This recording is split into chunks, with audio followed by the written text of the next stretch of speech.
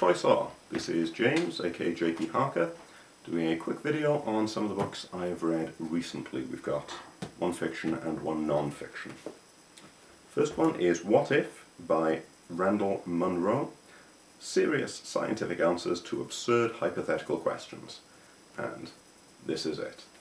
And I found it very good. I was dipping in and out of it. I only got this for Christmas, and I often take a lot longer over non-fiction books. But it was nice to sort of dip into the odd fact here and there, and it was, as the title implies, it was a nice mixture of interesting facts, and I do like his sense of humour. So I made a couple of notes of some interesting ones. The idea of a machine gun jetpack, the idea that the internet could fit inside an oil tanker, that if the Earth stopped we would be rescued by the moon eventually, a rather close to home one about the common cold and isolation. This was written before the, so we say, the events of 2020. And what is the actual power of Yoda? So, yeah, and going by original trilogy.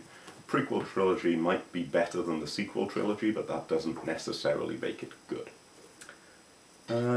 Yeah, there's not much more to say about it. I found it fun, I found it light reading, I found it interesting, I found it amusing. All of those things make for some good reading. So, What If by Randall Munroe. Have a look at that. Less positive is Trudy Canavan's The Magician's Guild, which is this.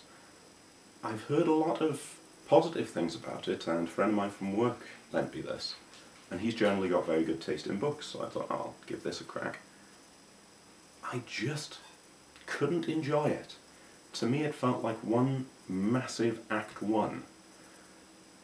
Yes, there was some interesting stuff in there, and prose-wise it is a well-written book, I can't criticise that.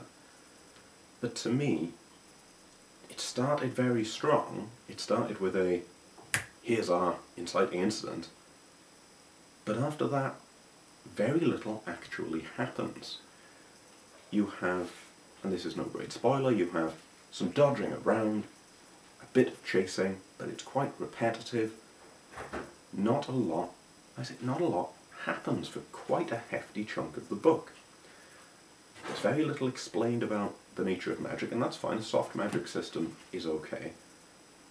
But well-explained magic makes sort of lots and lots of space a bit more forgivable, because you need the time to explain the system, and that's fine. If you're not spending the time doing that, it just felt wasted. It just felt like a chore getting through, this is guesswork, getting through about this much book in order to arrive at the event that really should have happened around here.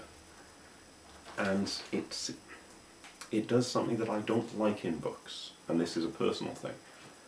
The whole thing felt like sequel bait. Now if you want to put sequel bait in the last few pages or the last couple of chapters, that's fine. But it almost felt like this whole thing was as if Fellowship of the Ring had stopped when Frodo left the Shire. Yes, some stuff happened, and in the books more than in the films we had some interesting things. Or maybe when Frodo reaches Bree.